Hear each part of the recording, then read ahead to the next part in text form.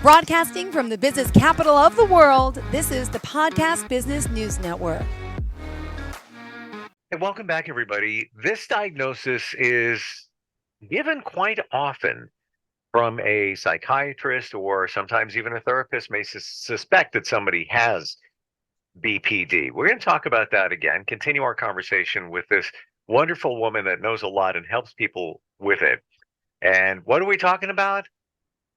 She's going to explain it all in just a couple of minutes. Borderline personality disorder. She is known for being a respected authority when it comes to stress management and a lot of these things in terms of counseling and therapy. She's got over a decade of work in this field. She's Marinela Trickett, and she's back on the program with us. Welcome. How are you? Well, hello, Steve, to you and all the listeners out there. Wonderful. Thank you. Here we meet again. Continuing our conversation, as we started continuing our conversation about human suffering, and sometimes it presents with what clinicians give the label to borderline personality disorder.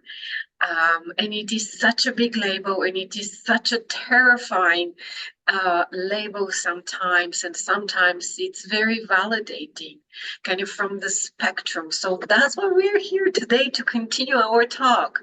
Last time we started with a few theories about BPD, the kind of most prominent one, the biosocial theory, how BPD comes to be, and also another theory, dialectical theory for BPD, acceptance and change.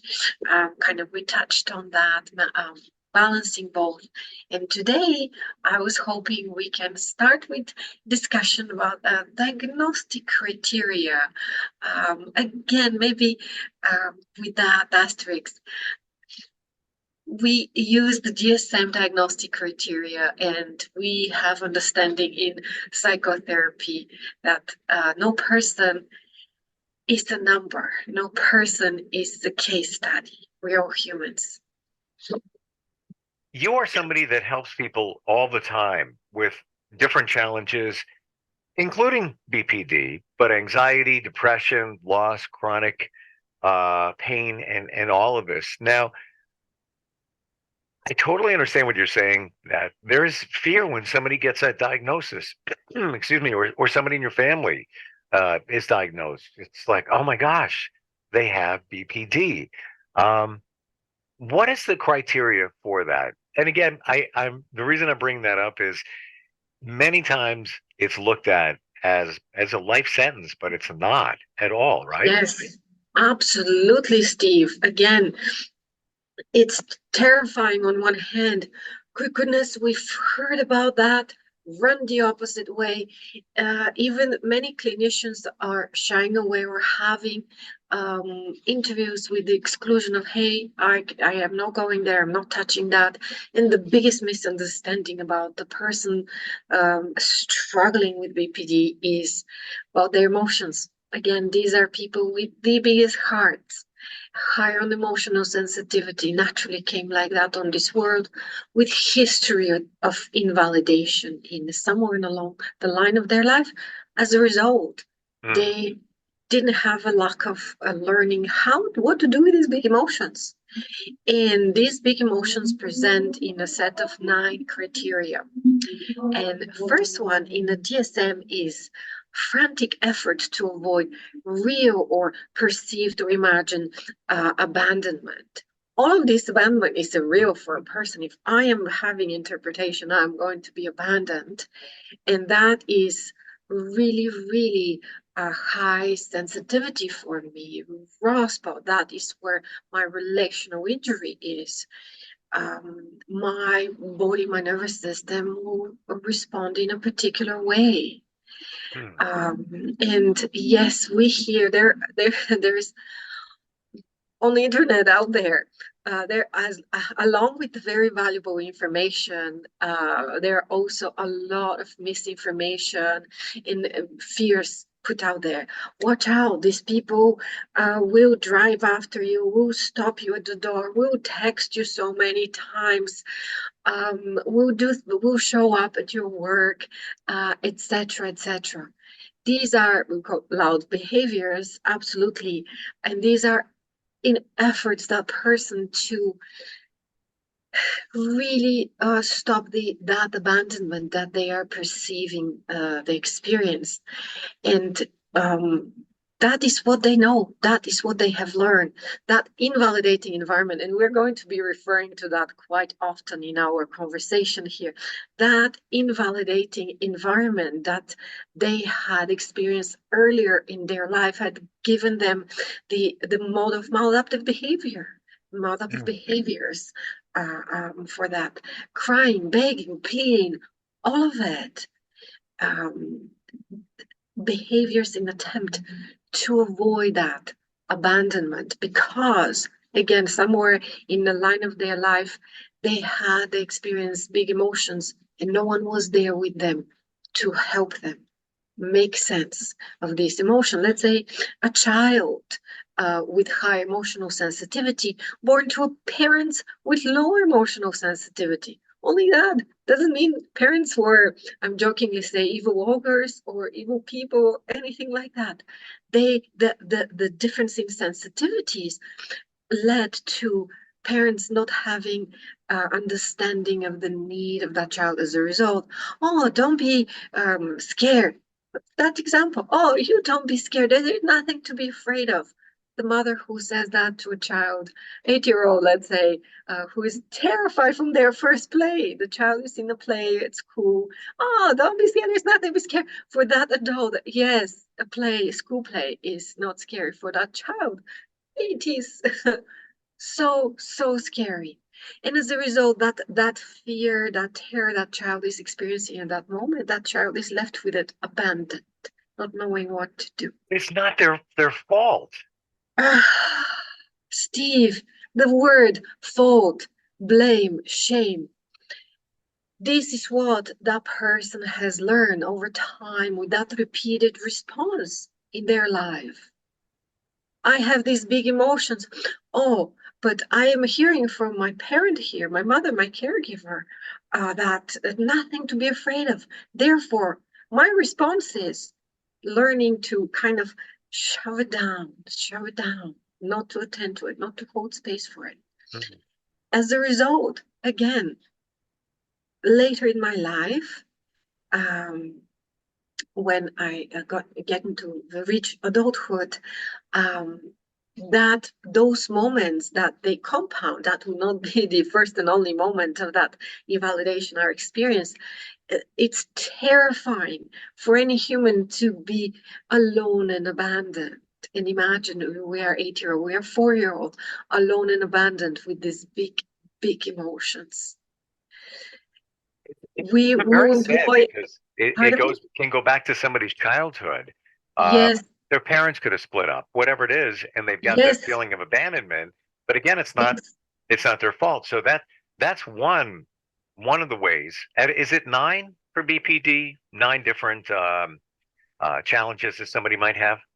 Absolutely, 9 diagnostic criteria. And again, right. I'm hoping today to, as we're discussing a little bit more in giving examples, I do not think we'll be able to speak about all 9 of them. But in the course of a few conversations, I'm hoping to be able to present those 9 diagnostic criteria and to be able to destigmatize, if we can do it just a little bit. Hey, this is what I have been exposed to. This is what I have experienced. Okay, granted, as an adult, I am texting, let's say, my spouse, boyfriend, girlfriend, a friend whom I'm perceiving when they change the appointment, for example, even a doctor changing the appointment or someone change. Okay, here they are abandoning me. It is my responsibility to look at that and to start working on changing that, absolutely. And coming from really history of invalidation, to hold that that blaming and shaming. I'm coming from somewhere. These responses are very valid given my past experience. And I'm still the one who is responsible. And the silver lining is I'm the only one who can change those. I'm the only one who can see that maybe texting 20, 30 times in the span of an hour or two, it's not part of safe relationship. And as I am longing for having a safe relationship, looking into that may be beneficial. So I want to ask, as we go deeper into the 9, or get to as many as we can, how many of those 9 do you need to be diagnosed with BPD? For diagnosis, we need a combination of 5 out of those 9 diagnostic criteria. So therefore, we know BPD presentation varies widely. This is the reason why, Steve, you and I touched on that terror if I get diagnosed, or validation. The other end of the spectrum is validation. Hey, I've been struggling with all these seemingly unrelated symptoms, if you will, or struggles my entire life, and when I heard that put together, it made sense for me. It clicked. Or on the other hand, kind of the 2 poles, that diagnosis. Hey, if you have BPD diagnosis, this is life sentence. Studies are showing us the golden standard for addressing BPD and working with BPD is dialectical behavior therapy. And we know, and we have enough studies out there, that prognosis actually for fitting the diagnostic criteria for BPD, when we do our work, when we engage in psychotherapy and healing, prognosis are way better than, let's say, struggling with depression. Because again, it is a relational injury. And when we engage in that, when we engage in the behaviors, remember, BPD is pervasive pattern of struggles in a few areas in our life: cognition, behavior, affect, interpersonal. And this is the second diagnostic criteria, a pattern of unstable interpersonal relationships. Often we use the words black, white, hot, cold, love you, hate you, those 2 poles, and catastrophizing and exactly that black and white style of thinking is very integral part of a person who is struggling with BPD. And this is one area of work that we do, the thoughts, the cognition. Very understandable, Steve. Remember the 8-year-old when the parent says, oh, there's nothing to be afraid of, and the child is like, wow, these experiences here are telling me something else. I don't know how to position that. Therefore, the fragmentation happened. Scary, not scary. That's it. And that is how the black and white, the 2 poles, are born. Wow. Hey, I want to jump in here. We have a question from somebody. You can always reach us, instant feedback, steve@gmail.com. This is Josh in Oakland, California. Says, my girlfriend was recently diagnosed with BPD. He has a psychiatrist and therapist. Can BPD be cured? Well, I am, when I hear the word cure in our field, we know currently we do not have a single medication that it's, how do I put it, for BPD, because we have wonderful modalities that address all of these 9 diagnostic criteria that we are going to kind of discuss in our conversations. Sometimes psychiatrists, doctors prescribe medication to address only one of the struggles, let's say the mood instability. However, there is not a single medication that can comprehensively address that. Sometimes we work with psychiatrists in terms of getting that medication with psychotherapies absolutely integral. Skills coaching, addressing, for example, those behavior that we mentioned in the diagnostic criteria 1. These are very specific behavior that with the electrical behavior therapy, we have a coaching of that, and how the pattern of unstable relationships is, you see how each criteria is reflected in the previous and the next one, if you will. So psychotherapy is absolutely the way to go.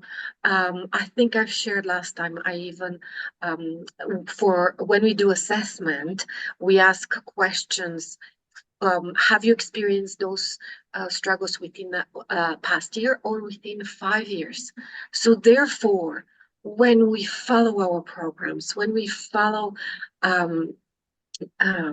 treatment, 5 years from now, we completely can not meet the diagnostic criteria because, for example, those behaviors, the person will gain understanding of the, what a safe relationship entails.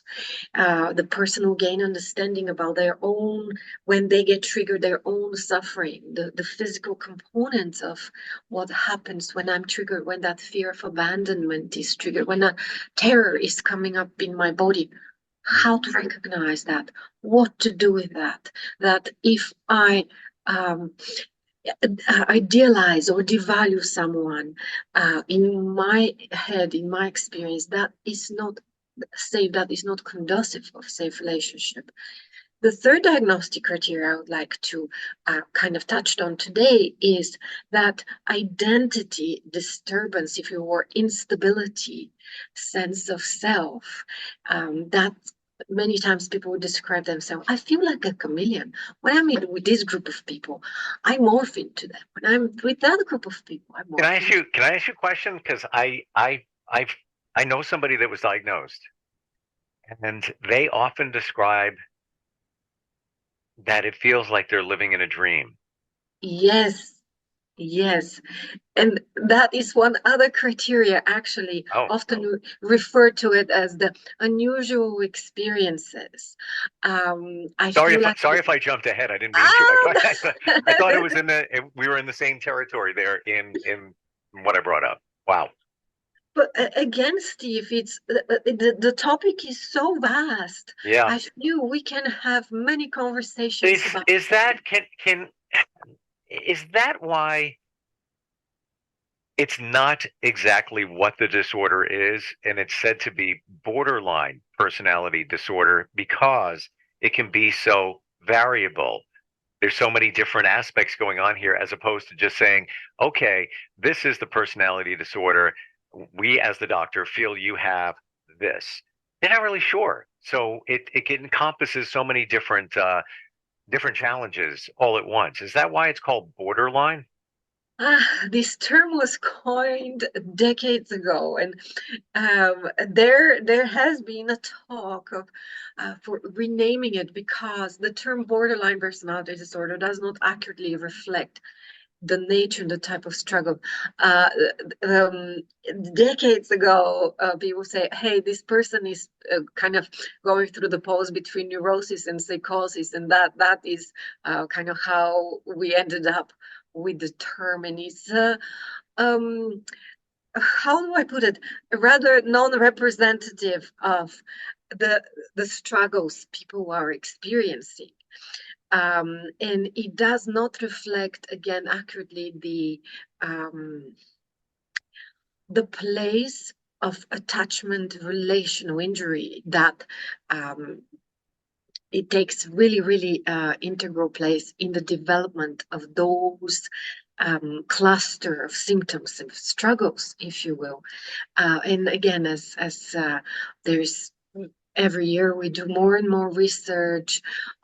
We know more and more about the nature of the disorder. So hopefully the community, as we have a regular revision of the DSM, and the community will come into some consensus of how they would like to go.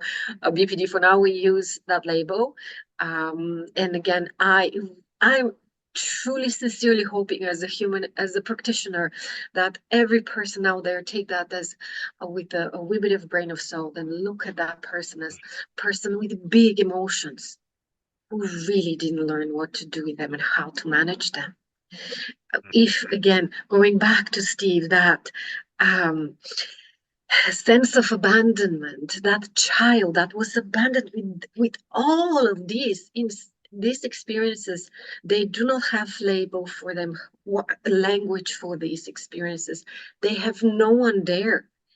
Our duty, if you will, as parents, is to introduce these life skills to our children. And that child that was told, oh, there's nothing to be afraid of, but their experience inside is very different. That is how they learn to gain information about their own inner experience from the external world. And that is the very big reason how that identity disturbance, which is the number 3 criteria that we mentioned, kind of comes to be, if you will, disturbance of kind of, as a result, that person doesn't learn about their likes, dislikes, about their preferences, because they constantly, well, mom told me there is nothing to be afraid of. Therefore, this here, Okay. nothing to be afraid of.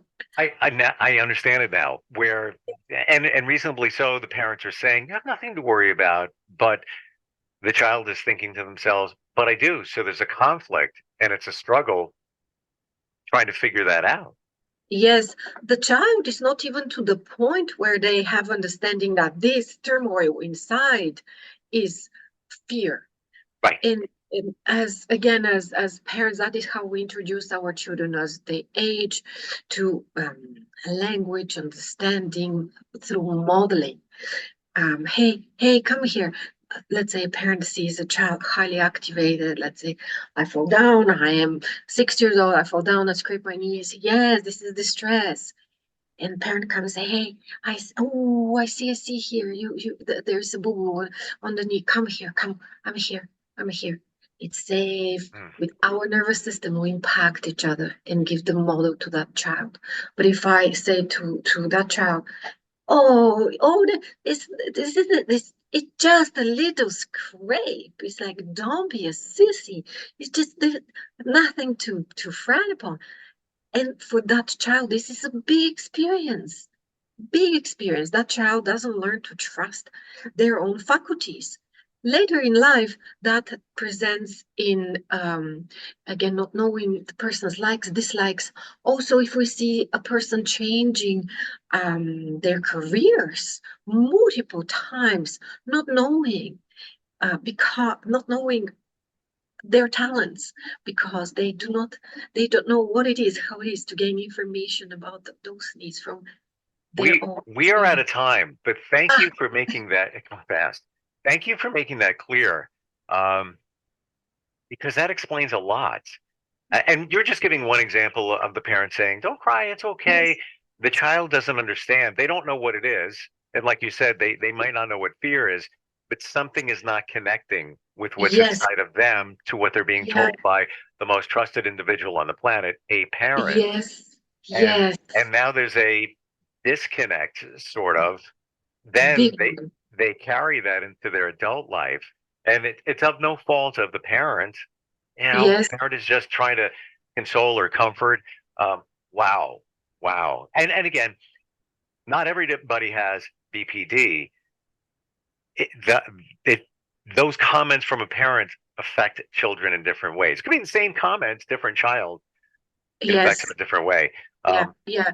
Very interesting today. Have to tell you, Marinela, how do we connect with you? I know that you offer counseling. You can do it anywhere on the planet, done virtually. How do we do that?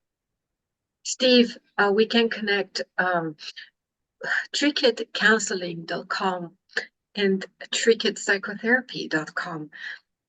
These are our 2 websites. Our email address is there. We can connect via email. We can connect via phone. We have 2 phone numbers. We are here to help and support people, not only people who themselves struggle with BPD, but people such as Josh, who is asking questions about his partner.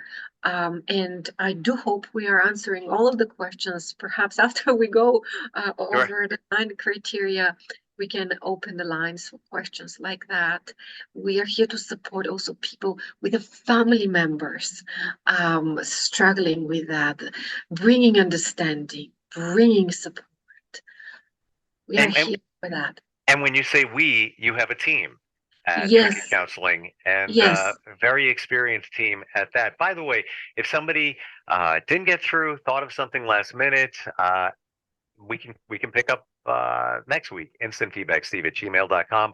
TrickettCounseling.com. By the way, Trickett is spelled Trickett, counseling.com. Marinela, thank you so much for being here today and unpacking, peeling the layers back on BPD.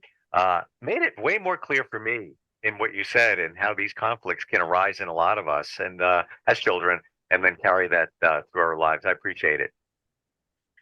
Thank you, Steve. Thank you for the platform and opportunity again to bring a clarity and to bring in hope to destigmatize and also to take words such as blame and shame away from parents, a loved one, caregivers, and people who struggle themselves with it.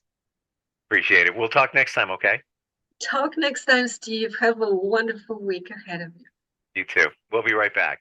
Are you looking for even more of the podcasts and hosts that you love? The Podcast Business News Network is proud to announce that you now have even more ways to listen live. Check out the MyTuner Radio, online radio box, and Simple Radio apps on iOS and Android, or find us online. Search for Business News Network on mytuner-radio.com, or search Podcast Business News Network on streama.com and onlineradiobox.com/US. Take your podcast on the go and don't miss a minute of the action.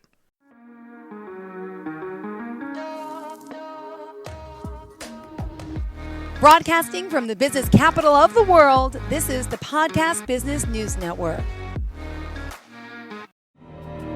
For nearly 2,000 severely injured veterans, everyday life has become filled with barriers. Day-to-day simple tasks can become pretty daunting. I have to carry my chair up 2 flights of steps or have somebody do it for me. What scares me the most is just the falling. When I'm struggling with my house, I think, to have that one great barrier just knocked down, it's crucial. Home for Our Troops is a wonderful nonprofit that builds a mortgage-free, fully adaptive, handicap-accessible house. And there's no catch. It'll be our very first home that we've ever owned. This is a game changer. This is where your life begins again. We need you to join us in completing this important mission. Please visit hfotusa.org and help build homes and rebuild lives. Because of you, everything's going to be okay.